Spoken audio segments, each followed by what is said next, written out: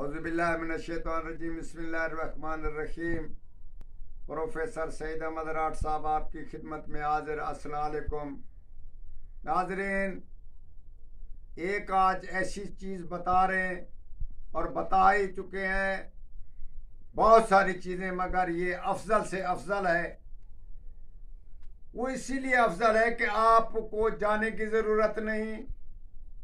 اگر آپ محبوب کے پاس یا افسر کے پاس نہیں جا سکتے، آنا جانا ممکن نہیں، تو آپ کا کام کیسے ہوگا؟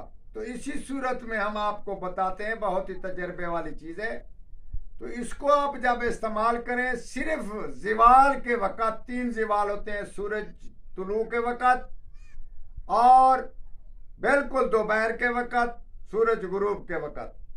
یہ 3 ایک ٹائم آپ حاصل کر لیں، اسی ٹائم آپ بیٹھ کر اس کو پڑھیں اور اس کے بعد نام پکاریں، یا رب کے بعد آپ اس کا نام لے کر اپنے محبوب کا یا افسر کا یا کسی سے کام لینا ہے تو اس کا آپ نام پکاریں، فلاں آدمی فلاں نام میرا کام کر دو یا میرے پاس حاضر ہو جاؤ۔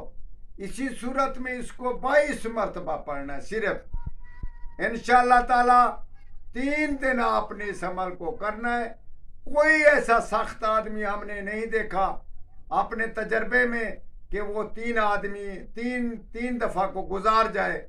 انشاءاللہ تعالی 3 دن کے اندر ہی اندر اس کو حاصل، آپ کا مقصد حاصل، اور آپ جیسے چاہیں گے ویسے وہ مانے گا۔ اگر وہ نہ مانے گا اس کی نیند حرام ہو جائے گی، اور آپ کے ماننے کے بعد وہ سکون میں پڑے گا۔ اللہم انت القادر وانا المقصود مقدور۔ پھر پڑھتے ہیں اللہم انت القادر وانا المقدور فمن ید المقدور القادر، یا رب۔